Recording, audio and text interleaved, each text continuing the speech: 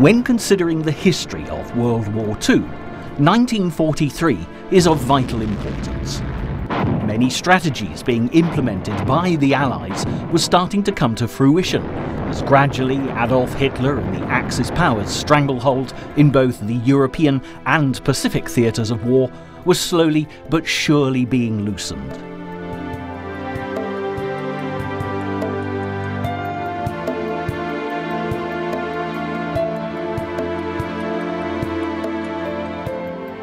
The Germans and the Italians faced humiliating defeat on the northern shores of Africa, as the Allied armies, under America's General Eisenhower, forced them to abandon the continent altogether.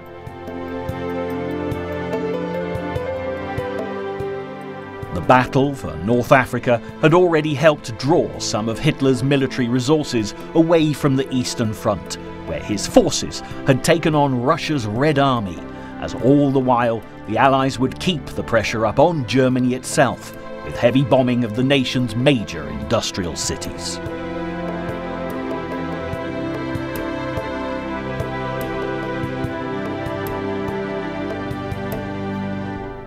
At sea, the British in the Atlantic and the Americans in the Pacific would begin to gain the upper hand over enemy submarines, as Allied planes and submarines coming off the production line were equipped with the latest technology, and increasing use was made of patrol planes and light aircraft carriers.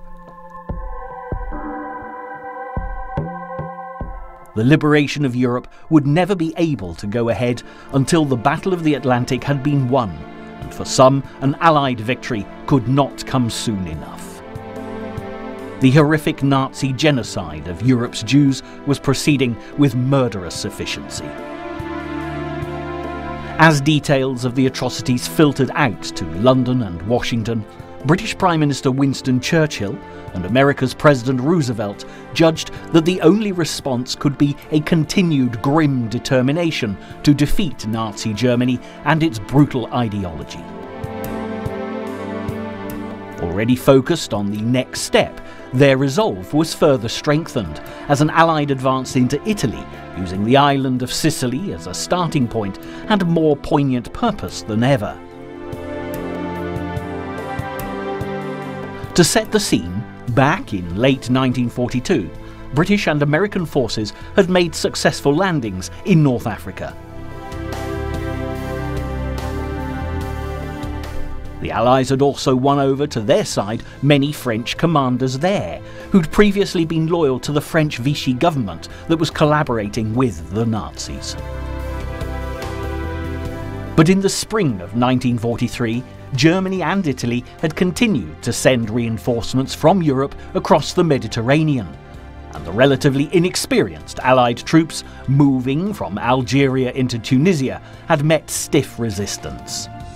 They were having to learn fast in the most difficult of conditions, but progress was being made. To the south, the 8th Army, led by British General Bernard Montgomery, had driven the Germans back from Libya and into Tunisia, as Hitler's Desert Fox, Erwin Rommel, who was suffering from the strain of months of combat, had been recalled by the Führer and replaced. In the South Pacific, the Americans and Australians had begun what they hoped would be a series of victories against the Japanese in the Solomon Chain of Islands, north of Australia. With some difficulty and at a cost of many lives, they'd taken the first island, Guadalcanal.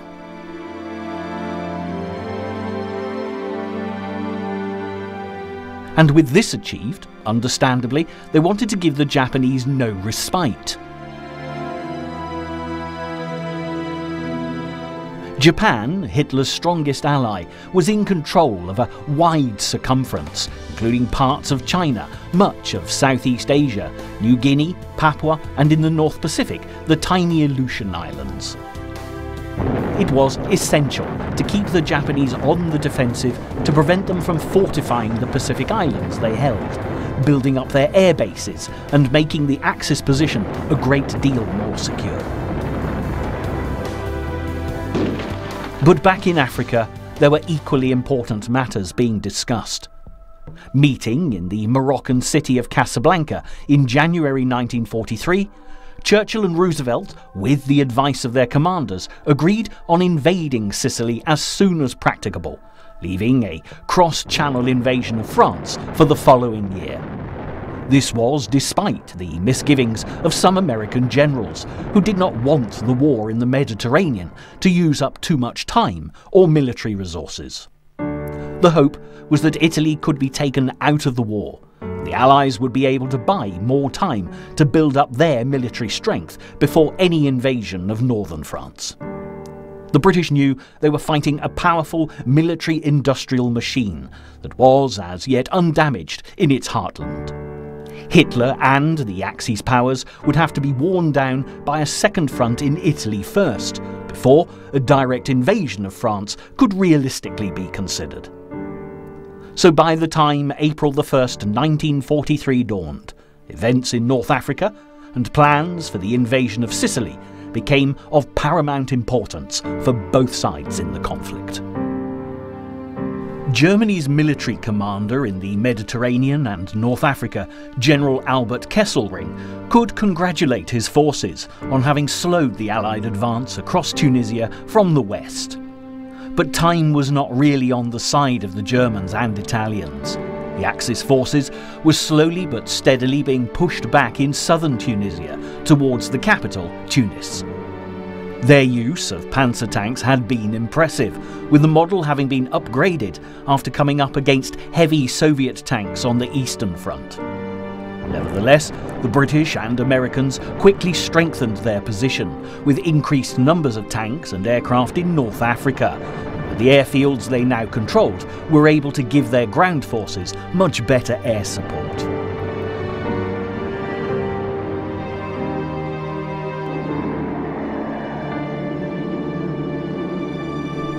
In the first week of April, the Allies bombed not only the Italian mainland, but also hit Axis transport planes in the air and ships bringing supplies by sea.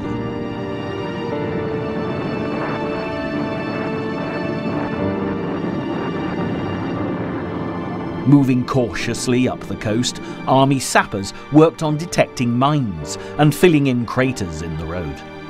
The troops were glad to be passing through fertile agricultural land and olive groves after months crossing the rocky tracks of the Libyan desert, but more importantly, the Tunisian roads provided them with a much smoother driving surface.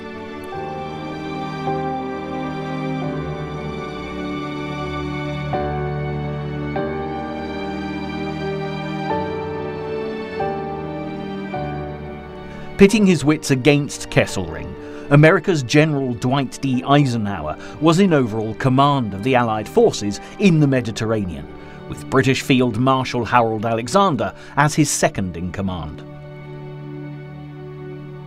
Alexander strategically reorganised the Allied front, placing the American forces that were moving in from the west opposite the town of Bizerta on the northern coast road into Tunis.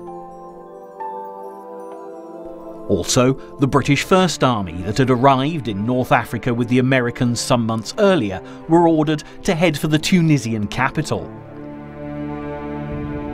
One of the last major confrontations for Montgomery's weary men was the Battle of Wadi Akarit, about 17 miles north of Garbes.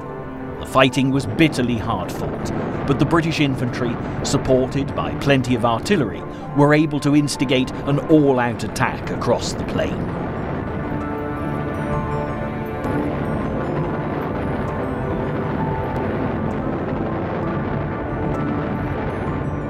On the evening of April the 7th, the Americans, along with the British First Army forces, at last linked up with the 8th Army soldiers, many of whom had never even met an American before. The more recent Allied arrivals found the battle-hardened soldiers of the 8th Army scruffy and poorly disciplined, but with an impressively united fighting front. However, all the battle units now brought together in the final push to complete Allied operations in North Africa had by now lost thousands of men, either killed or wounded, in the desert sands.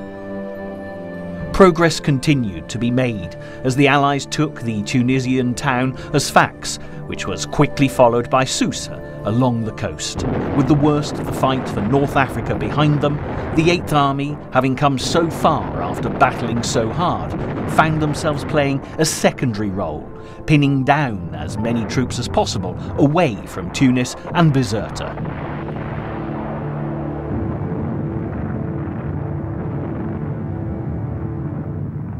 The writing was now on the wall for the Germans and the Italians in North Africa.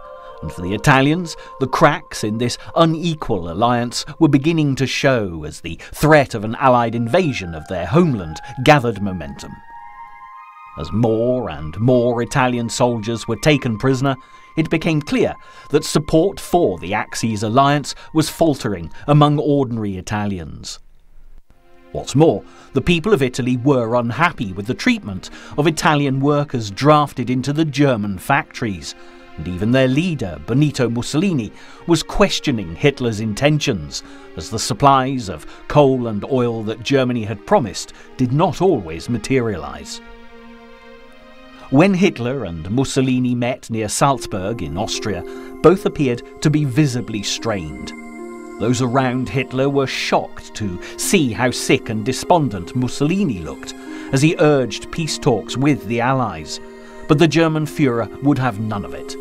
Eventually, Hitler managed to browbeat and cajole the hapless Mussolini into continuing to fight to hold Tunis, convincing his now reluctant ally that this was essential if fascism was to survive in Italy. But Hitler's own situation was far from secure, and he too faced criticism from his own people, who were by now experiencing great hardship and feeling that the Third Reich was not as invincible as they'd been promised.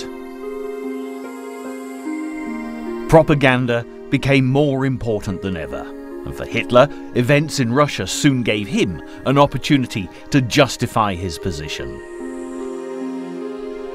At a place named Katyn, in the Soviet countryside near Smolensk, a Russian peasant made an astounding declaration to the occupying Germans, claiming that the bodies of thousands of lost Polish officers were buried close by in the forest. For Joseph Goebbels, Hitler's loyal minister for propaganda, it was the best news he'd had to work with for some time. After some exploration of the Russian peasant story, the Nazis discovered mass graves of more than 4,200 Polish officers slaughtered by the Soviets back in 1939, when Stalin had been in league with Adolf Hitler rather than the Allies. The Russian position was delicate because, since their defection to the Allied cause after the Nazi invasion of the Soviet Union, Hitler's Operation Barbarossa, the British and Americans still viewed Stalin with great suspicion.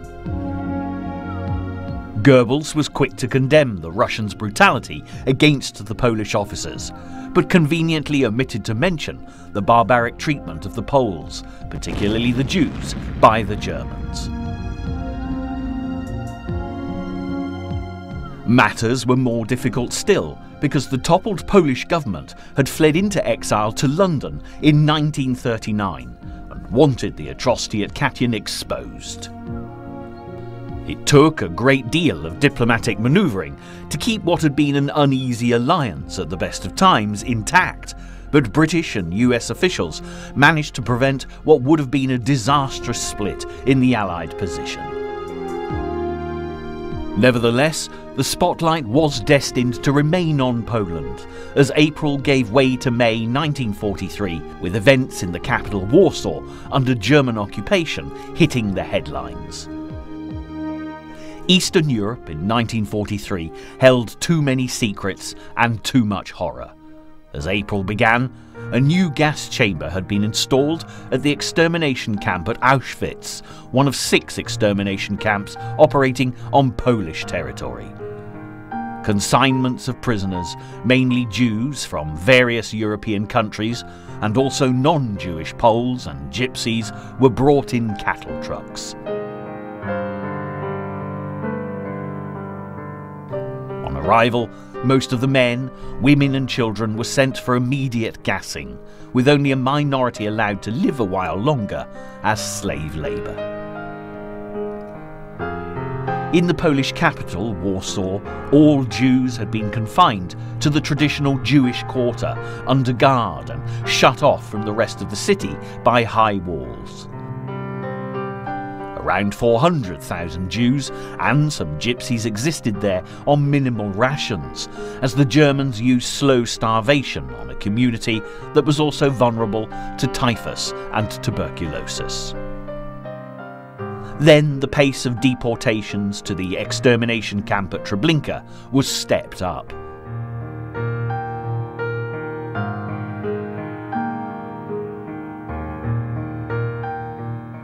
By April 1943, only 60,000 people remained in the Warsaw Ghetto, mainly young adults. These people knew by now that they'd nothing to lose. Some had formed secret resistance groups using arms smuggled in from the Polish underground outside the ghetto. After a small-scale uprising by the Jewish resistance in January, Heinrich Himmler, head of the Nazi SS paramilitary, decided the time had come to raze the ghetto to the ground.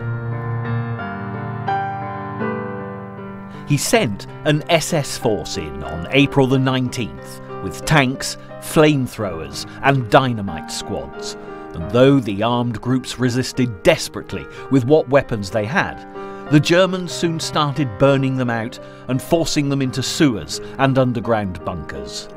13,000 Polish Jews were killed in the revolt, but the Warsaw Ghetto uprising had been a brave and desperate act of defiance, and it gave Hitler and his generals a taste of what was to come. Resistance against the Axis was growing stronger by the day, and as battles intensified across the globe, it was a time of intense planning and strategizing for the Allies. Keeping the seaways open to move troops into position all over the world was of vital importance, and while the British Navy was taking a lead role in the North Atlantic, in the South Pacific theatre of war, US pilots and Marines were spearheading the Allied counterattack against Japan's drive for dominance.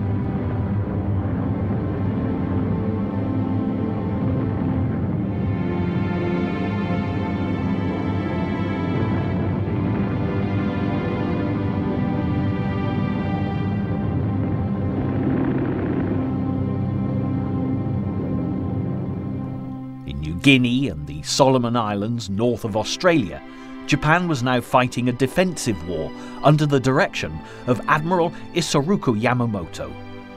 Yamamoto had, unusually, studied in the United States. He'd even initially opposed the militarism that led Japan into war. But now he was a marked man for the Americans. It was he who had planned the Pearl Harbor attack of December 1941. And while the Japanese public still viewed him as a national hero, the Americans were keen to eliminate the man responsible for thousands of American deaths.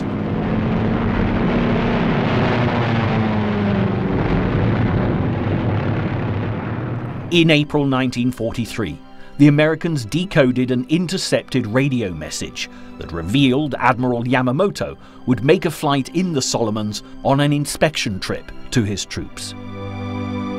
The bomber carrying the VIP was to land on an island near Bougainville in the North Solomons.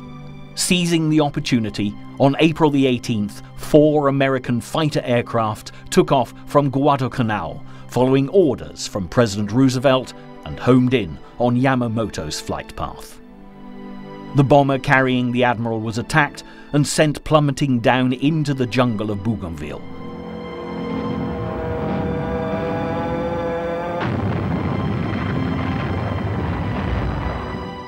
Yamamoto's body was later recovered by a Japanese search party, but Tokyo did not announce his death until weeks later, for fear it would affect morale. The Americans in turn could not boast their triumph immediately, as to do so would reveal that they had broken the secret communications code used by the Japanese Navy. But while the news of Yamamoto's death remained unannounced, a nationwide address heightened American animosity towards the Japanese. On April the 21st, Roosevelt revealed that 3 members of an American aircrew had been executed in Japan. The 3 men, 2 pilots and a gunner, had been among 80 crewmen who had survived a raid led by Lieutenant Colonel Jimmy Doolittle 1 year earlier. Doolittle was an aviator who'd already been something of a celebrity before the war. The Americans had hoped to shake the morale of the Japanese with the bombardment of military and industrial targets in cities around Japan. It had been the first Allied raid on Japanese home territory, a bold move that Tokyo had been eager to avenge.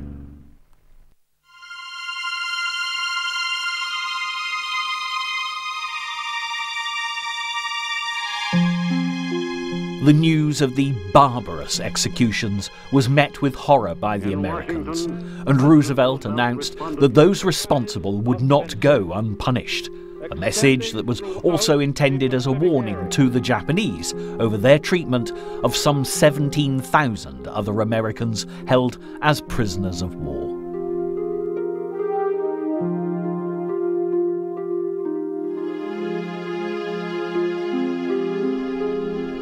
By May 1943, the focus of the confrontation between the US and the Japanese shifted for a while to the northernmost edge of the Pacific Ocean. There, a chain of tiny volcanic islands, the Aleutian Islands, extended out from the US state of Alaska towards Siberia and Japan. In 1942, Japanese forces had moved onto the 2 Aleutian Islands nearest to Japan, Attu and Kiska.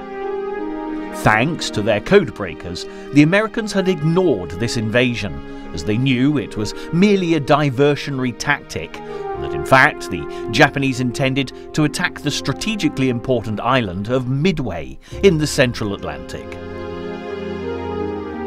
Nevertheless, while Tokyo made much of the invasion of the Aleutians in their propaganda, the Americans were soon looking for a way to oust them, to this end began to build an airfield on Adak Island near Alaska.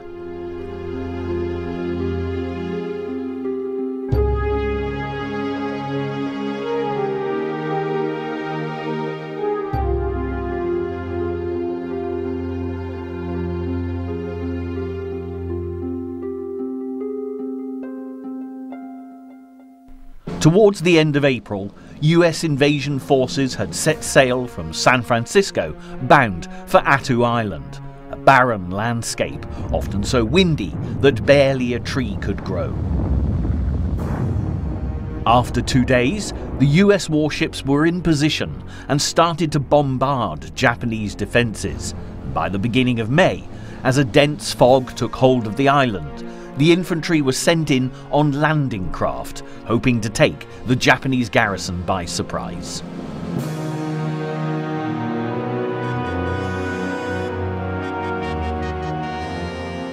In bitter fighting that would last through May, the US soldiers managed first to reach the valley leading to Chichagof Harbour, but the Japanese would not surrender.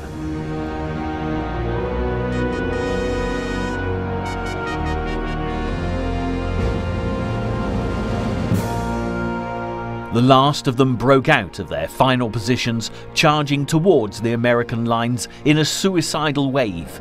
By the time the conflict had drawn to a close, there were 2,351 Japanese dead.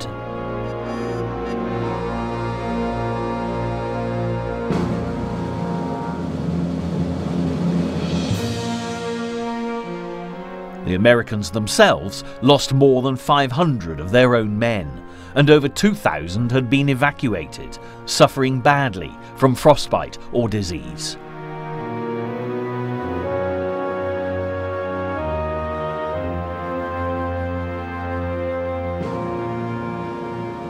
Attu, back in American hands, now lay between the Japanese mainland and the island of Kiska, where Japanese troops still roamed. The 5,000-man garrison from the island eventually evacuated, however, leaving the inhospitable climate of the Aleutians to the Americans. In North Africa, meanwhile, The German and Italian forces in and around Tunis looked in danger of having no route for a retreat. Despite Rommel's earlier plea to Hitler and Mussolini to pull their men out of North Africa and prepare for an Allied invasion of Europe, the Germans continued to bring troops and supplies into Tunis almost until the last minute. In May, as Bizerta fell to American units further south, General Alexander unleashed a new offensive with an intensive artillery barrage of Tunis.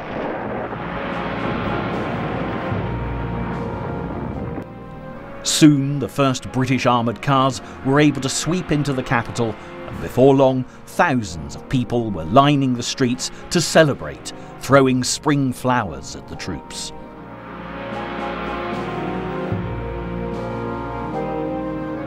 Beyond the capital, the enemy, though surrounded, continued to fight, rejecting invitations to surrender and save useless bloodshed.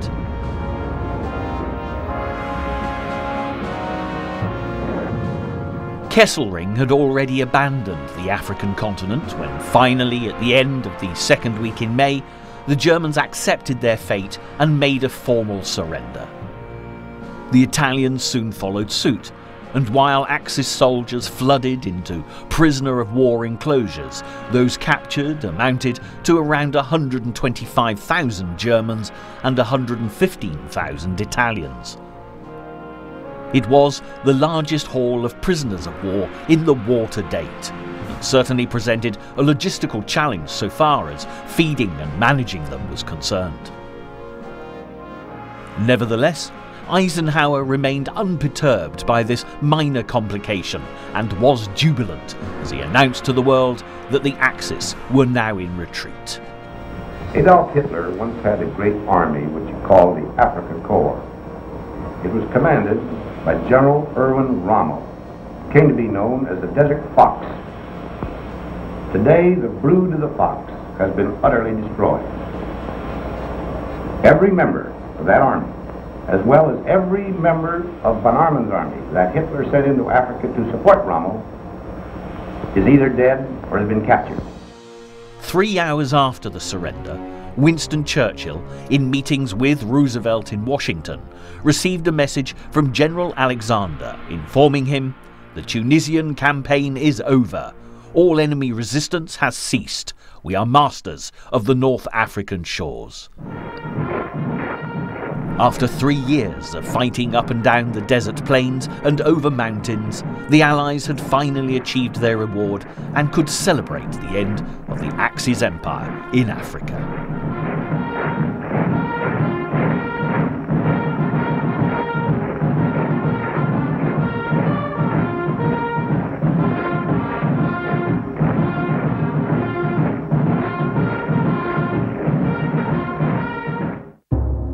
Back in Washington, President Roosevelt and Winston Churchill were ready for discussions with senior British and American military decision-makers during the conference codenamed Trident. On May the 19th, Churchill addressed a joint session of both houses of Congress, just as he'd done in December of *41, in the aftermath of the Japanese bombing of Pearl Harbor. He was greeted by prolonged cheering even before he began his speech. But with the Axis still at large, Churchill was eager to get down to business. All war plans, he said, must be dominated by the supreme object of getting to grips with the enemy. The defeat of Germany must come first. This would inevitably bring with it the defeat of Japan. But there were disagreements between Allied commanders over the best course of action to take next. Churchill argued for an invasion of mainland Italy, which he believed would serve to draw German troops away from the Russian front, where Stalin's forces were still battling for survival.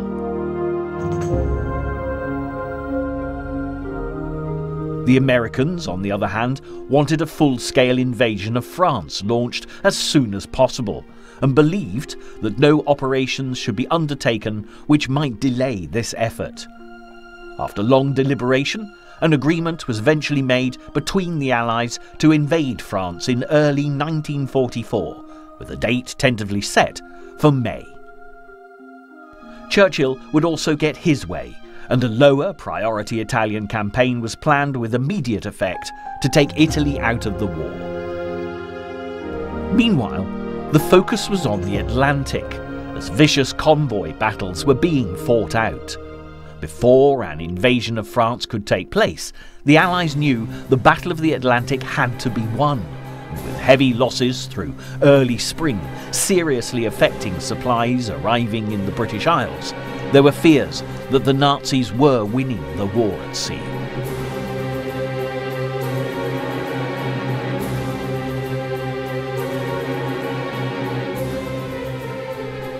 Fortunately, by May, it seemed the tables had turned, and slowly but surely the Allies were gaining the upper hand. By the end of the month, a quarter of the total operational strength in the German Navy submarine wing had been sunk. The son of Admiral Dönitz, Commander-in-Chief of the Navy, had drowned with the rest of his crew on May the 19th. And days later, the Nazi commander realised the time had come to withdraw to the South Atlantic. With only a few boats left roaming the North Atlantic as a token threat, it seemed the 2-year Axis battle to break Britain's supply lines had been lost. Meanwhile, the factories continued to step up munitions production, and the war effort was beginning to tell, not only at sea, but in the skies over Germany. Throughout the spring of 1943, waves of British bombers launched attacks on major German cities under the command of Air Chief Marshal Sir Arthur Harris.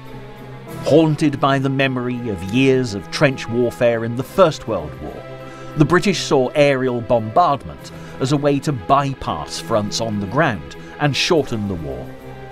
The heavy bombing was not only targeted at destroying key industries, however, it was seen as a valuable weapon in undermining civilian morale in the fatherland. During the war, hundreds of thousands of Germans were left homeless by the attacks.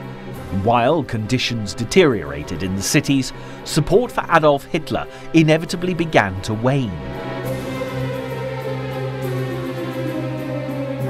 In May 1943, the RAF were finalising the details of a particularly daring raid on the country, which would focus on the Ruhr Valley in Germany. The aim was to rupture 3 dams in the area, which was home to much of Germany's heavy industry, including steelworks, chemical plants and coal mines.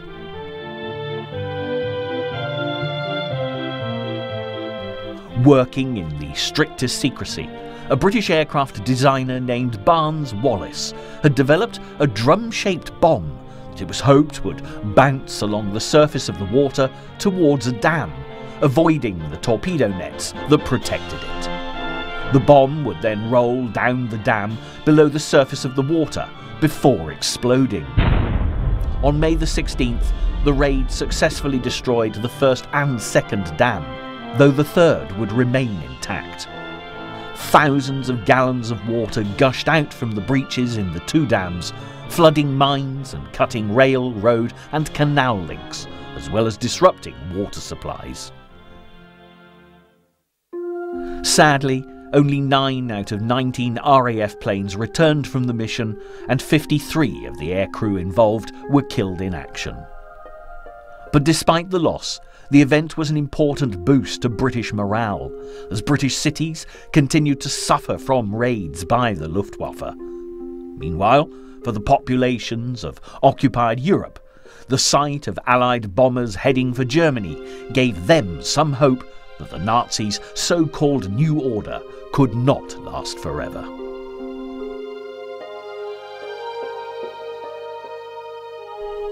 As planning continued for the cross-Channel invasion of France, the hopes of those living under Nazi occupation were not unfounded. It was beginning to look increasingly likely that a cross-Channel invasion of France would be possible in 1944, And with the ambitious task that now lay ahead, Roosevelt was keen to improve contacts with the grassroots French resistance.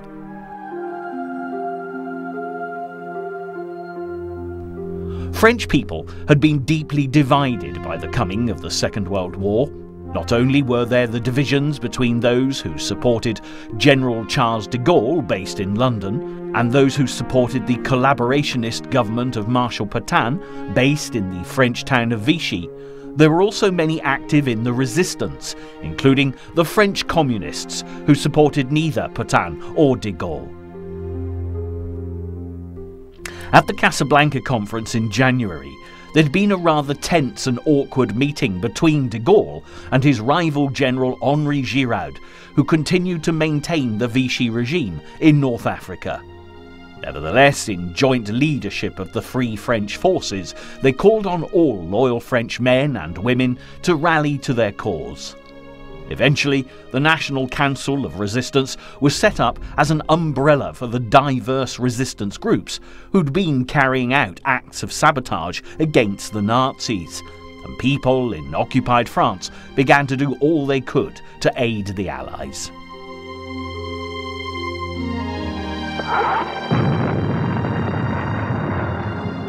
In the meantime, the American secret services began to build their own direct links with the French resistance through contacts made in Switzerland, hoping that by channeling money into resistance action, they would get access to valuable military and strategic information about the Germans in France.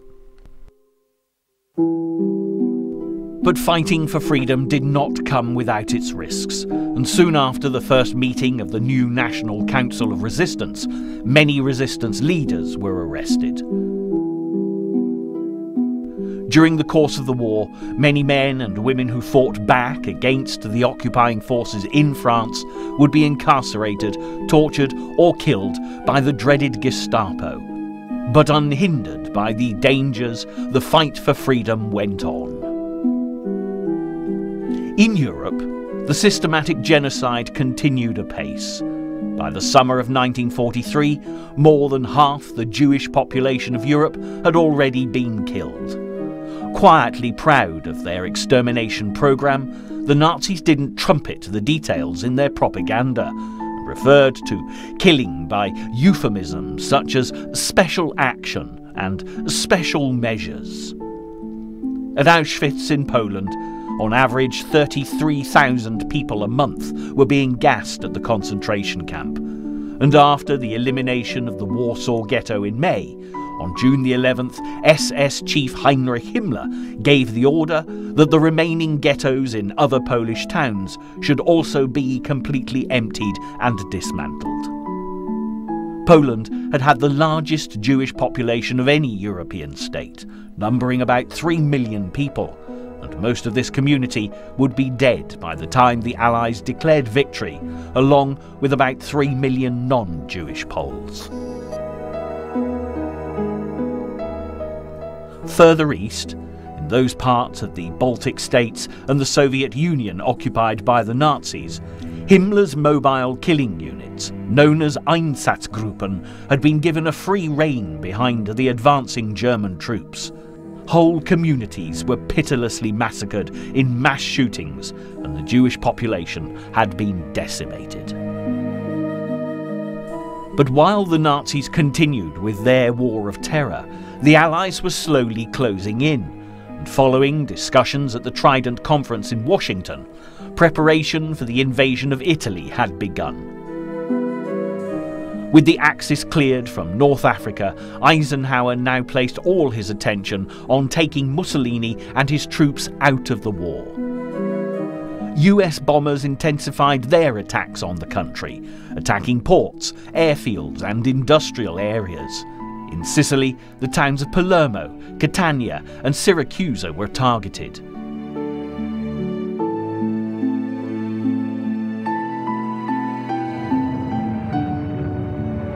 The island of Sardinia, where there was already a sizable garrison of German troops, was also hit, and the ports of Messina and Naples on the mainland suffered intense bombardments. Allied aircraft based on Malta had begun bombing the port of Naples as early as 1940, and the city was no stranger to air raids. But as the attacks escalated, by the summer of '43, life was becoming unbearable for its inhabitants. Explosions regularly tore through the city, and there were food and water shortages to contend with.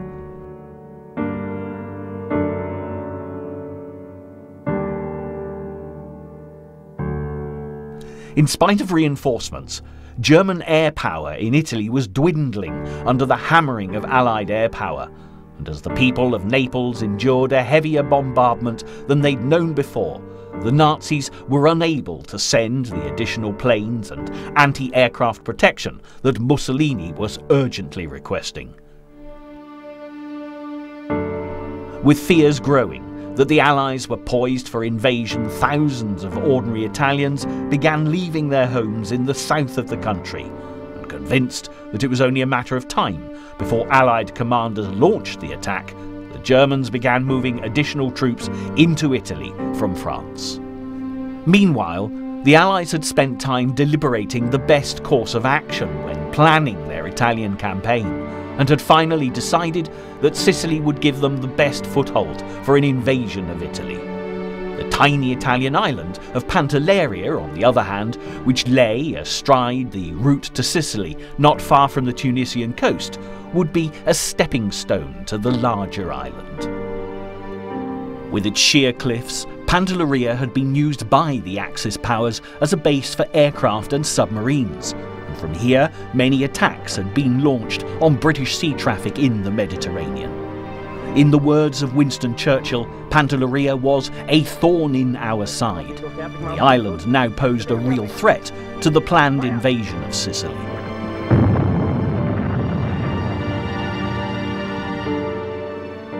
But keen to ensure that nothing jeopardized the lives of his men or the success of the Italian mission, Eisenhower had an unpleasant future in store for the little island. He and his commanders wanted to see whether, by softening up a target from the air, it could then be invaded using a minimal amount of men on the ground.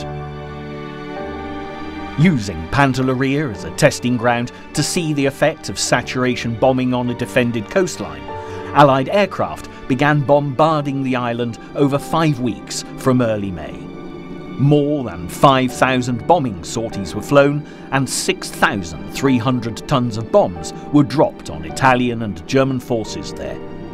Barracks, supply dumps and aircraft were hit at Pantelleria's airfield, while British naval vessels hit the harbour area and damaged gun emplacements along the coastline.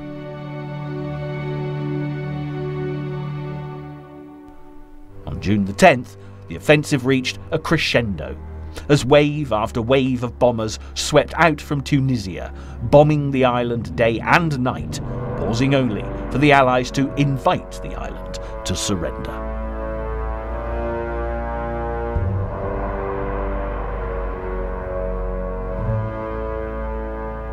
Meanwhile in Washington, Roosevelt urged the Italian people to overthrow Mussolini. But though many were keen to be rid of the fascist dictator, he would remain in power for a little longer yet. Back on Pantelleria, with no surrender offered, a British infantry division set off from the Tunisian coast on landing craft.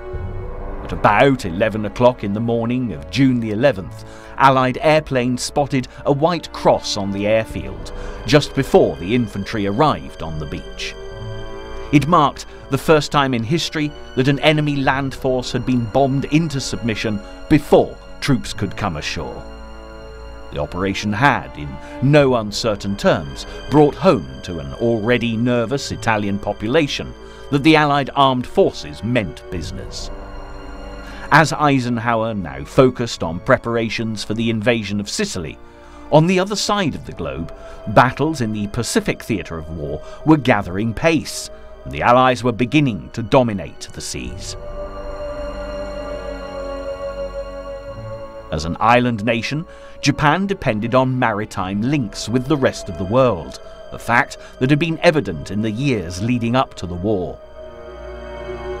When the United States had imposed sanctions on Japan to prevent the country from importing raw materials, the tiny empire had had no choice but to fight for survival. By 1943, with new territory to administer and defend around the Pacific, the Japanese had new concerns, and it was vital that shipping lanes were kept open to transport troops and munitions to far-flung garrisons in the south.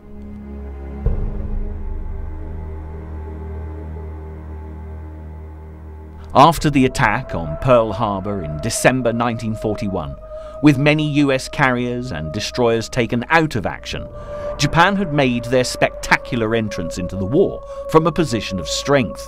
There was little opposition to their conquest of the islands around the Pacific. While their enemy was still in a state of shock, the Japanese did all that they could to maximize the advantage Pearl Harbor had given them.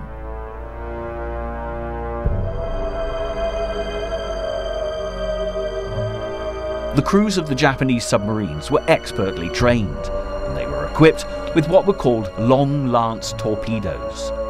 These torpedoes had proved vastly more effective than those on the American submarines, which often turned out to be duds, either failing to explode on impact, detonating before reaching their target, or veering wildly off course. Military planners in the United States had been increasingly focused on the technology and tactics that would allow them to gain the upper hand against the Japanese in the Pacific theatre of war. But the events at Pearl Harbor meant they needed to work even harder.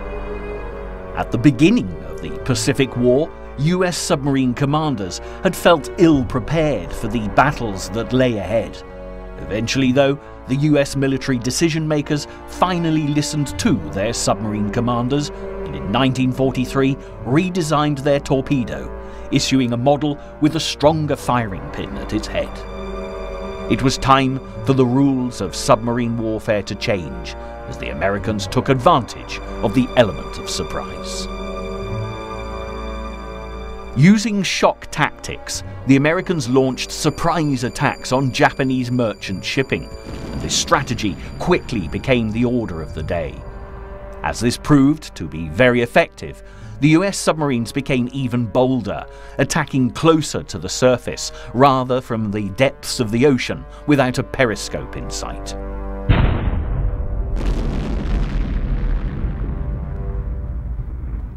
This was only possible because a year earlier, American codebreakers had succeeded in deciphering the Japanese naval codes and were now forwarding critical information to submarine captains with information on possible targets on the surface.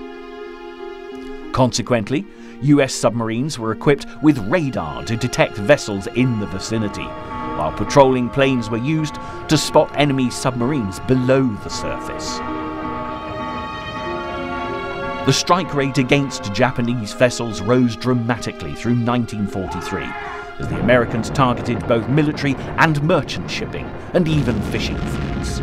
Slowly but surely, the Allies were gaining the upper hand in the stormy waters of the Pacific, and with General Douglas MacArthur at the helm as Supreme Commander of Allied forces in the Southwest Pacific area, the Japanese were now facing a formidable enemy at sea, in the air, and on land.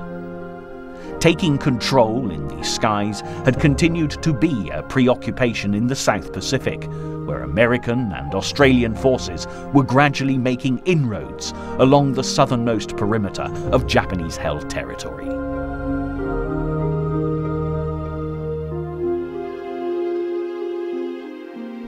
At the beginning of June, the American Admiral William Halsey gave orders for the invasion of New Georgia, the largest island in the western province of the Solomon Islands chain, that lay immediately north of Guadalcanal. The Americans were alarmed to learn that the Japanese had built an airfield at Munda, the largest settlement on New Georgia, and sporadic Japanese attempts to attack American positions on Guadalcanal soon became a problem. The Japanese feared that if the Allies managed to hold Guadalcanal undisturbed, it would be the starting point for an operation of gradual island hopping up to the northern Solomons. This would put the strategically crucial Japanese base at Rabaul on the island of New Britain under real threat from the Americans, and anything Japan could do to halt the US forces in their tracks was considered worthwhile. Even though the Japanese attacks on Guadalcanal were unlikely to shake the occupying troops from their positions, it was a hindrance, although the American advance towards Rabaul still gathered momentum. US Marines landed on the undefended southern tip of New Georgia and started an overland advance to the island's Viru harbour. Without waiting to evict the Japanese garrison of more than 10,000 troops who were occupying the rest of the island, they began building an airfield where they'd landed. Within just a fortnight, Allied planes based at this new airfield were providing invaluable air support for the battle to take control of the whole of New Georgia. And, as well as securing this island, when the Japanese airbase at Munda Point fell into Allied hands just a few weeks later, the American troops at Guadalcanal were left in peace.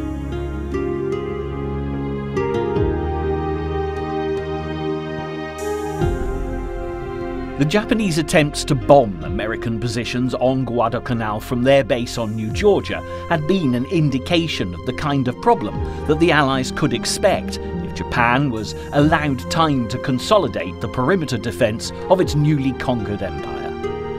The Japanese culture of no surrender meant that every square mile of territory in the Pacific, whether on land or at sea, would have to be fought for to the death if necessary.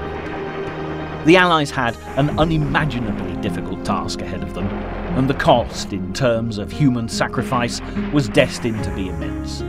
But the tide was, without doubt, now running in their favour as they launched a determined drive to push forward into the Central Pacific. And it wasn't only in the Pacific that the Allies were realising that winning the war and ridding the world of Adolf Hitler and the Axis powers was going to be a costly business. The war was also taking its toll on civilian populations everywhere, because in the Soviet Union and throughout Europe, the death tolls reached horrific proportions. Britain continued to be subject to sporadic raids by the Luftwaffe, and in cities under the authoritarian rule of Hitler's war machine, people were living in constant fear. Stories of the atrocities were terrifying, but there was also a hardening of resolve uniting those facing such appalling conditions, as the Allies stood firm in their resolve to overcome fascism to create a world free of tyranny for generations to come. Nevertheless, for the time being at least, the most immediate preoccupation for the Allied leaders was the invasion of Sicily. There were many questions still to be answered, especially concerning what was likely to happen on a political level once the Allies reached the Italian mainland. Resistance to Adolf Hitler's plans for a 1,000-year Reich were now anything but futile, and even those who'd been so far collaborating with the German Führer were about to reconsider their position, meaning that the fight for control of Italy was about to get very interesting indeed.